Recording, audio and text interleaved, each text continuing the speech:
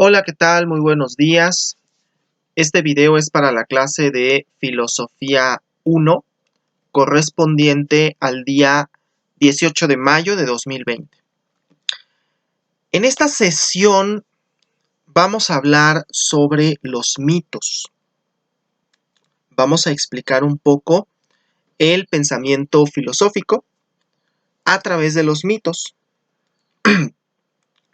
Para poder entender lo que es la filosofía y poder darle forma a lo que vendrá un poco más adelante, que hablemos de Sócrates, Platón, Aristóteles y todos los filósofos griegos, tenemos que entender la función que tuvo el pensamiento mágico religioso en el ser humano.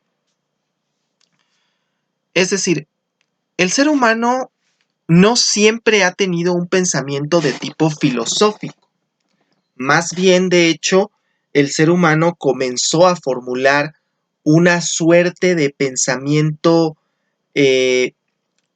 mágico religioso cuando finalmente evoluciona y finalmente el Homo sapiens logra evolucionar y fundar las primeras civilizaciones, pues comenzará a haber esta suerte de mito fundacional, de esta idea de a ver de dónde venimos. El ser humano ha intentado muchas veces eh, pues explicar de dónde viene. Y esto, la única manera en la que esto podía suceder era a través del mito.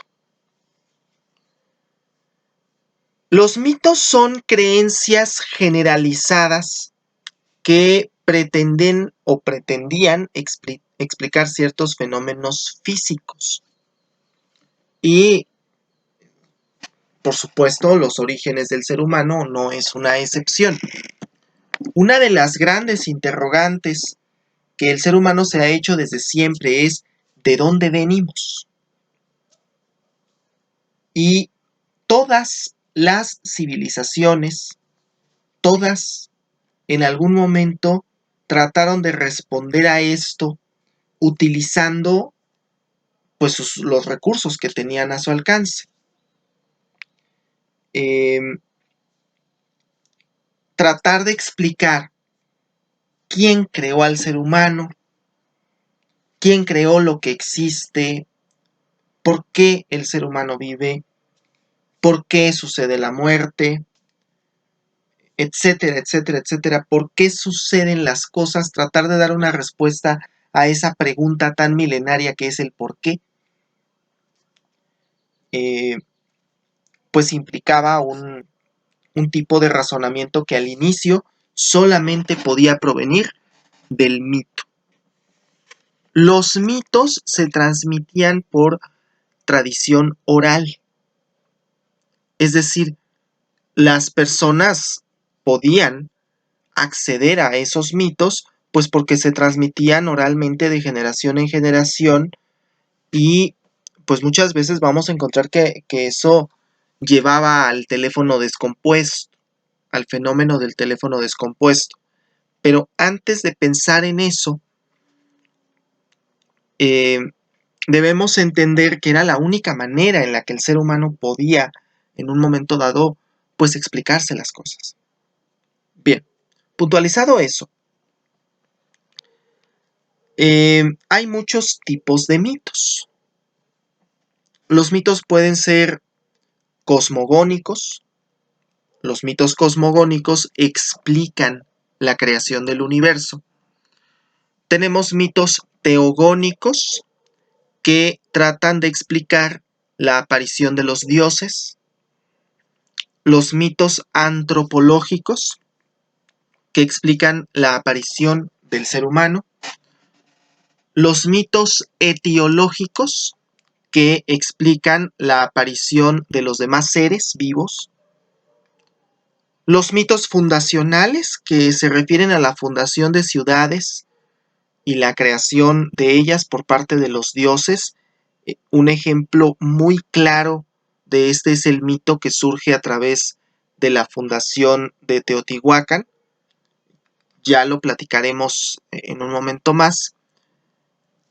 Y tenemos los mitos escatológicos, los que no explican el pasado, sino tratan de prever el futuro y decir cómo será el fin de la civilización, el fin del mundo y el fin de los tiempos. ¿Cómo explicamos un fenómeno natural? Pensemos de inicio en esto. El ser humano hace 35.000 años, cuando finalmente ya es el Homo sapiens y está empezando a tener interacción, y hace unos 10.000 años tal vez empieza a fundar las primeras ciudades, más o menos, hacia hace unos 10.000 o 5.000 años, primeras civilizaciones, pues no tenían, no tenían manera de viajar al espacio, ¿verdad? No podían saber que la Tierra era redonda, no podían saber que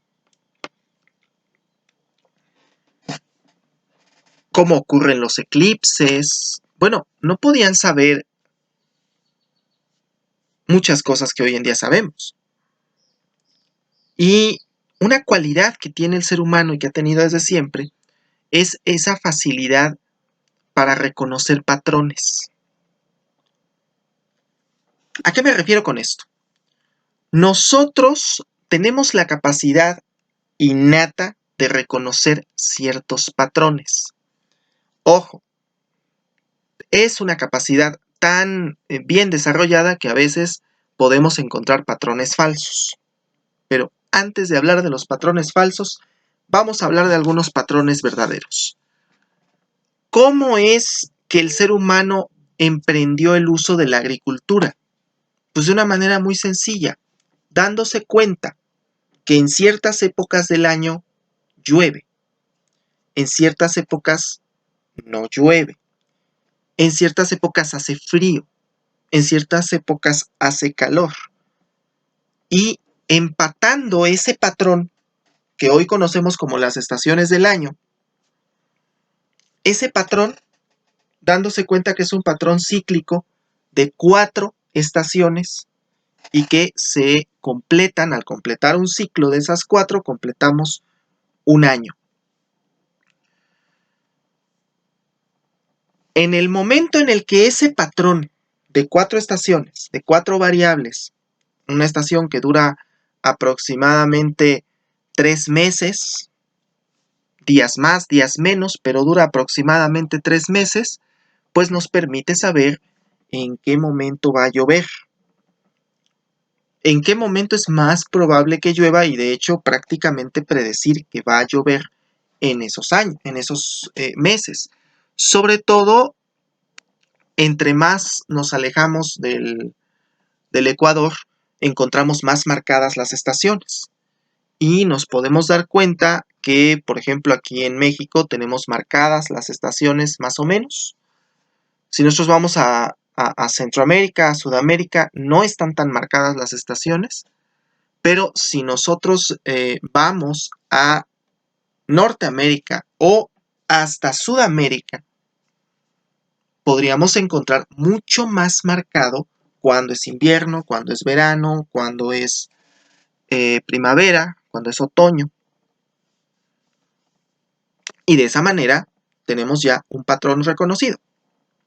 Otro patrón que tuvo que el ser humano reconocer y aplicar fue qué plantas se dan en clima cálido, qué plantas se dan en clima lluvioso, qué plantas se dan en el frío, y así poder cosechar lo que se puede plantar en una época, en una determinada época del año. De esa manera es que el ser humano pudo desarrollar la agricultura. Decir, bueno, vamos a dedicarnos a la tierra y poder plantar nuestros alimentos y poder comernos lo que plantamos sin tener que andar cazando y o recolectando. El ser humano tuvo que reconocer ese patrón. La facilidad del ser humano para reconocer patrones fue tal que en un momento dado comenzó a reconocer algunos patrones no del todo verdaderos. Se daban cuenta que de una forma bastante aleatoria para ellos era muy aleatorio porque los cálculos necesarios para predecir son difíciles, pero se daban cuenta que los eclipses sucedían de una forma muy aleatoria. Podían suceder 2 eclipses seguiditos el mismo año y podían pasar 30 años sin que ocurriera un eclipse de sol o de luna. Los más usuales y los que más relevancia tenían eran los de sol, porque se asociaba un patrón verdadero, se asociaba que el sol era el que proveía de luz, calor a la Tierra y que por lo tanto ese sol era sinónimo de vida.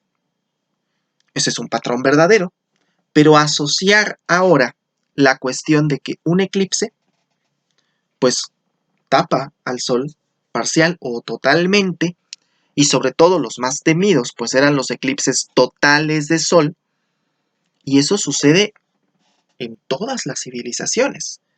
Hay un mito muy interesante en la cultura prehispánica mesoamericana que decía, cuando el sol sucede un eclipse, es que el sol está siendo devorado por una hormiga gigante.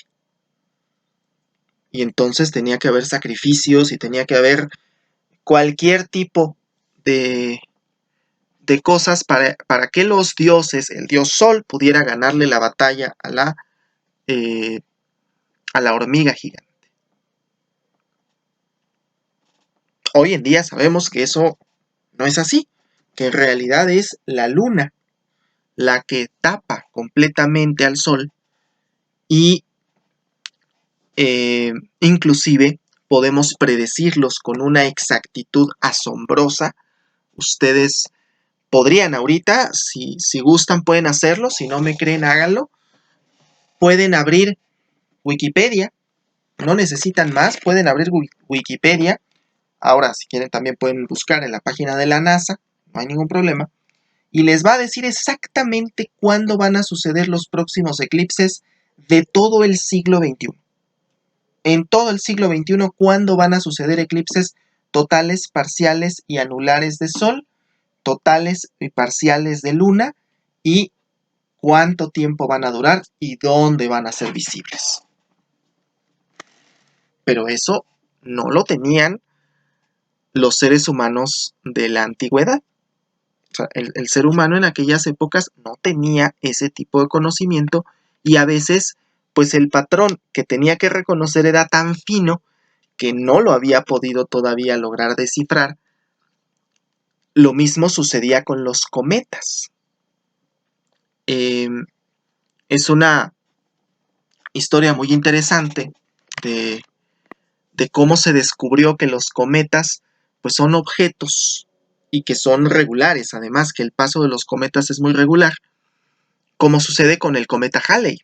De hecho fue Halley el que encontró el patrón del cometa y por eso el cometa lleva su nombre. Y precisamente lo hizo de esta forma. ¿Cómo se predecía el futuro? ¿O cómo se pensaba que se podía predecir el futuro muchas veces?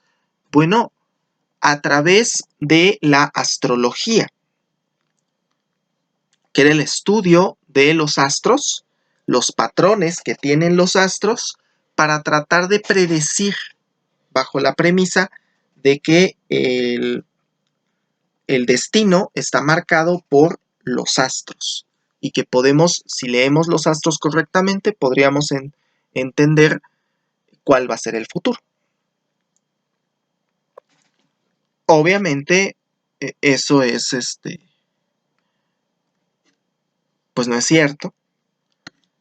Yo estoy seguro que algunos de ustedes quizá todavía se levantan todos los días y leen sus horóscopos, pero eso de verdad no es cierto. La cuestión es que el ser humano se crea una serie de mitos.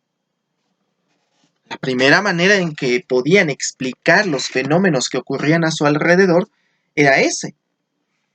En el caso de los cometas, tan simple como que el cometa era un mal augurio y precisamente incluso en México Tenochtitlan, pues cuál fue la explicación que se daba ante un cometa cuando Moctezuma II en 1519 ve el cometa, piensa que su imperio se va a derrumbar porque ha caído un cometa. Sí, su imperio se derrumbó, pero no por acción del cometa. Eso ya lo platicaremos en Historia de México, en Historia de México 1. En el segundo curso vamos a platicar en Historia de México 1 sobre esta leyenda en particular y sobre el proceso histórico que se vivió, pero comprender que para aquellos entonces el cometa era un mal augurio. Comprender cuestiones como cómo es que cae la lluvia. La explicación. Bueno, Tlaloc, el dios Tlaloc, lo hizo, ¿no? Es el responsable de que la lluvia, de que caiga la lluvia. Y si no hay lluvia, pues habrá que hacerle un sacrificio a Tlaloc, que le sea agradable a Tlaloc para que nos mande la lluvia. Y si hay demasiada lluvia, pues hay que hacerle un sacrificio a Tlaloc para que le sea agradable y no nos mande tanta lluvia. Por lo tanto, la idea era explicar a través del mito de los dioses. En la antigua Grecia, ¿quién sostiene al mundo? Atlas. Y cuando Atlas se mueve, suceden los temblores. Etcétera, etcétera, etcétera. Los mitos fueron prácticamente universales en el sentido de que todas las culturas tuvieron mitos, tuvieron y tienen todavía a la fecha ciertos mitos sobre la explicación de las cosas. Cuando esos mitos finalmente se comienzan a escribir, cuando alguien piensa en la posibilidad de escribir esos mitos y plasmarlos en un texto, obviamente en su momento pues no eran libros encuadernados, pero venga la cuestión, se escriben en un papiro y se guardan y se reproducen, pues entonces vendrá la oportunidad de empezar a cuestionarse esos mitos. En el momento en el que a alguien se le ocurre, como por ejemplo a Homero o a Hesiodo, se les ocurre escribir los mitos, que quede claro que la Odisea de Homero no es un capítulo de Los Simpson, que quede claro. Pero cuando Homero escribe la Odisea, cuando escribe la Ilíada, cuando escribe ese tipo de textos,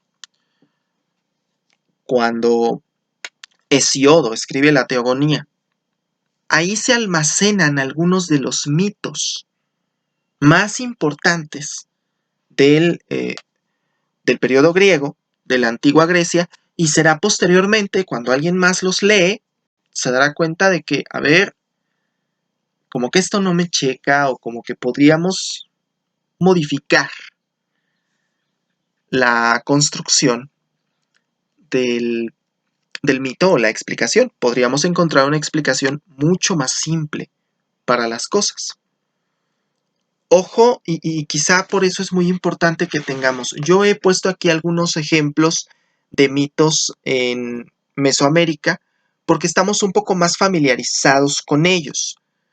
Pero sí es importante comprender y quizá por eso es la diferencia tan grande entre las civilizaciones, que mientras la civilización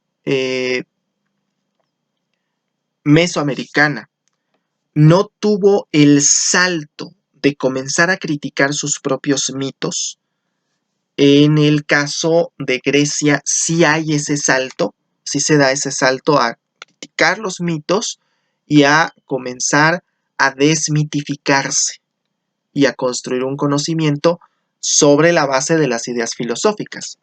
Cuando nosotros hablamos de la filosofía antigua, nos referimos principalmente a la filosofía de Grecia, de la antigua Grecia. Pero mientras Sócrates, Platón, Aristóteles vivirán en el siglo III, IV antes de Cristo, Homero escribe la Ilíada 700 años antes de Cristo. Es decir, 300 o 400 años antes de que Sócrates, Platón, Aristóteles formularan todo su pensamiento. Pero a partir de que los mitos comienzan a escribirse, comenzará a haber esta discusión. A ver, me parece que los dioses, y sobre todo nos fijaremos en ello en los dioses de la antigua Grecia, oye, es que me parece que los dioses pues se parecen mucho a los seres humanos. Ya están aptos para conocer esto, así que no se espanten, pero ustedes seguramente vieron en algún momento de sus vidas la película Hércules de Walt Disney. Y si no la han visto, bueno, pues quizá deberían hacerlo, nada más para reírse un poco. Pero, muy importante, ahí en esa película nos pintan a un Hércules muy bondadoso, a un Zeus que parece un viejito bonachón, y además monógamo, porque está casado con Hera, y pues lamento informarles, por si no tenían conocimiento de esto, que Zeus no era monógamo. Zeus tenía una vida sexual muy activa, brincaba sobre cualquier cosa que tuviera falda, y de hecho, pues según la mitología griega, tiene relaciones con Megara, y de ahí es que nacerá Hércules, perdón. Por eso Hércules es semidios. No es una pócima y esas cosas, no. Es que tiene relaciones con una mortal y por eso tendrá por hijo a un semidios. No es Dios porque tuvo relaciones con una mortal. Y, muy importante, Zeus es muy impulsivo.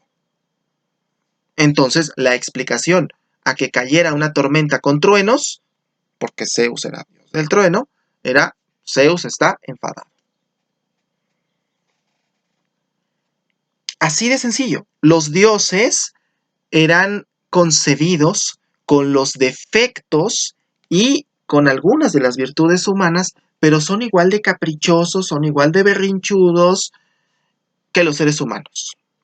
Cuando yo hablo aquí en esta clase sobre Dios y los dioses, no me estoy refiriendo al modelo de Dios que tenemos hoy en día, donde hablamos de un Dios perfecto.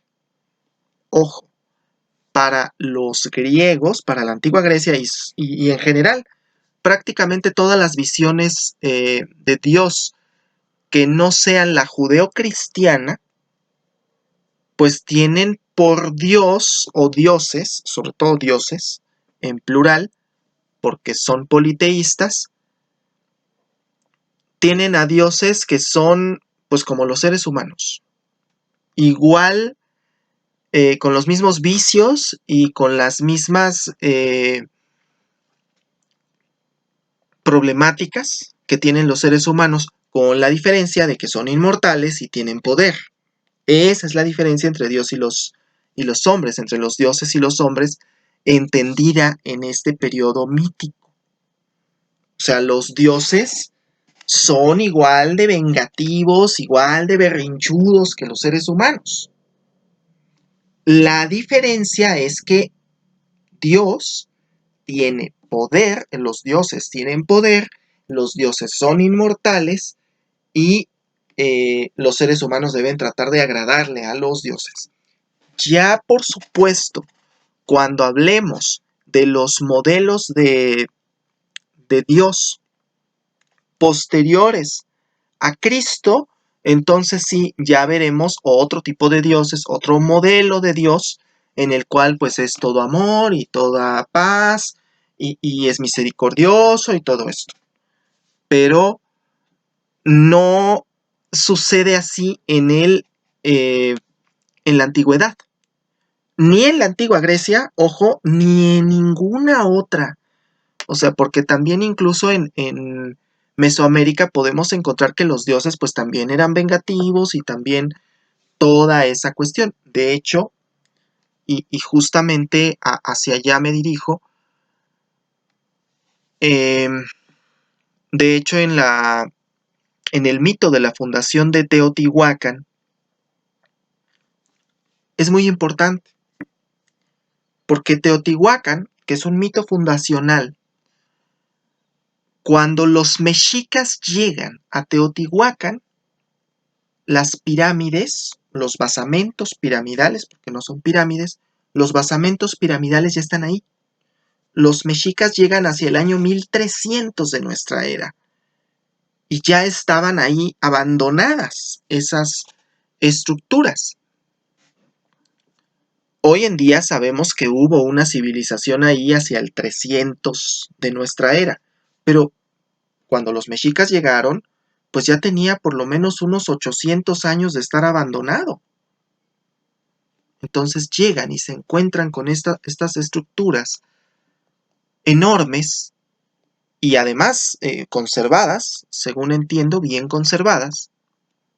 La calzada de los muertos, bueno, conocemos como la calzada de los muertos, y lo que conocemos como la pirámide del Sol y la de la Luna, y dirán, a ver, esta es una ciudad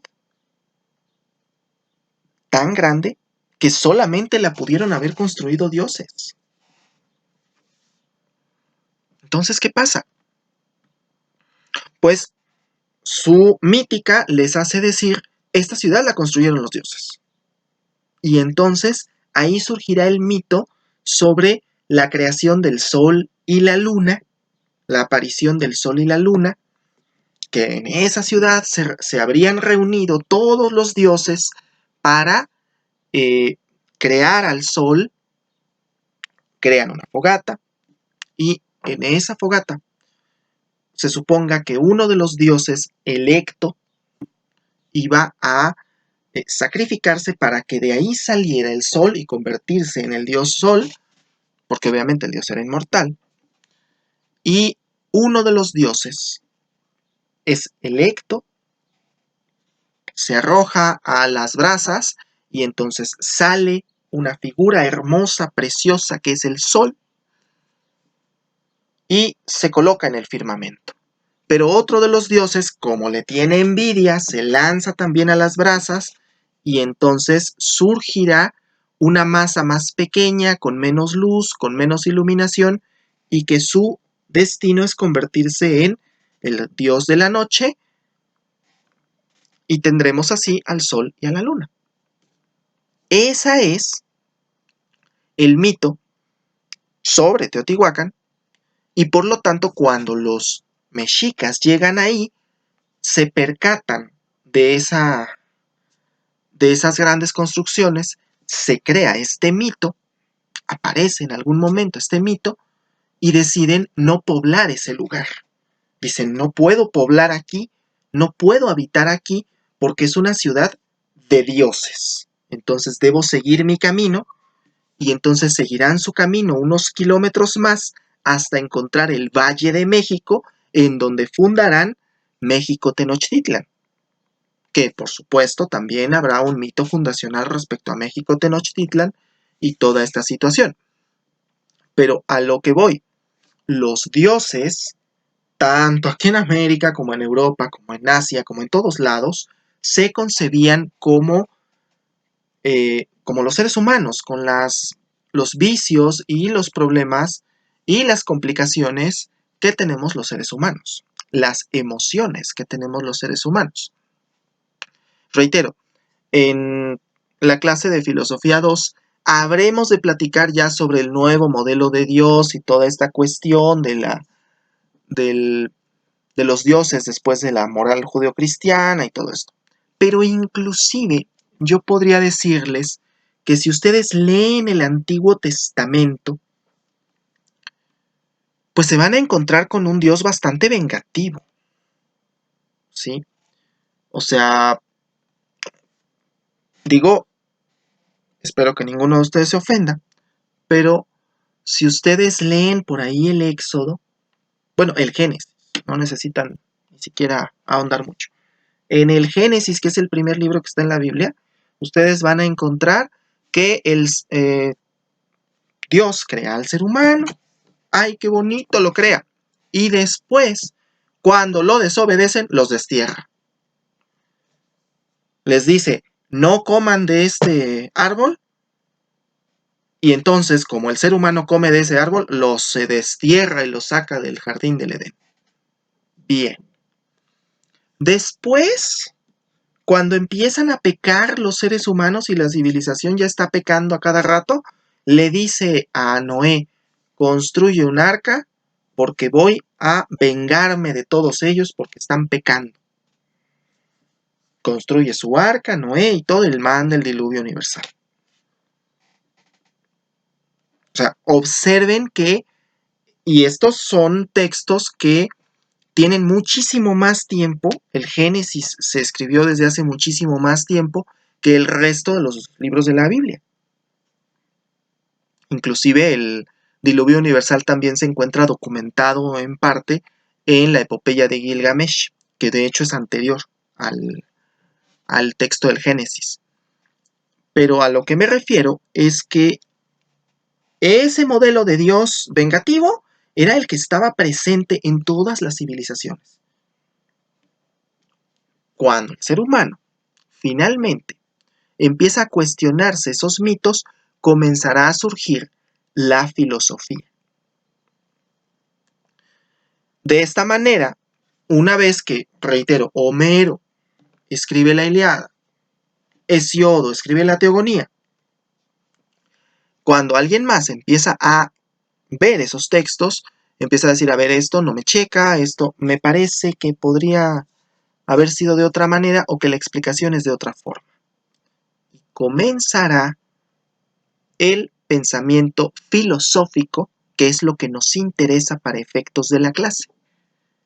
Pero entender que la base del pensamiento filosófico fue precisamente la existencia de los mitos y poder cuestionarse esos mitos. Bien, hasta aquí voy a dejar la clase. La próxima clase ya vamos a hablar en gran medida sobre los filósofos presocráticos y cómo se rompe todo este pensamiento mítico. Voy a poner un pequeño cuestionario. Por favor,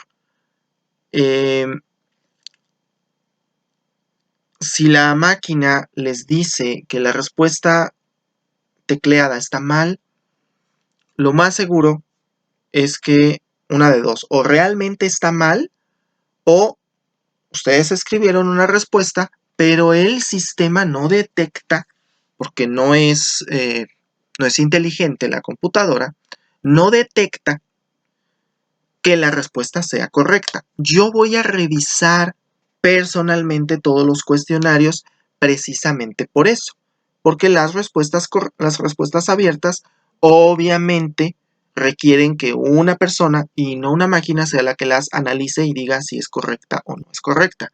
Entonces, si les marca que no es correcta, lo único que ustedes tienen que hacer es, con el comentario que yo pongo a todas las respuestas, tratar de comparar. Desde ahí ustedes pueden autocalificarse y decir, ah, mira, bueno, sí contesté bien, pero pues el sistema me está diciendo que está mal.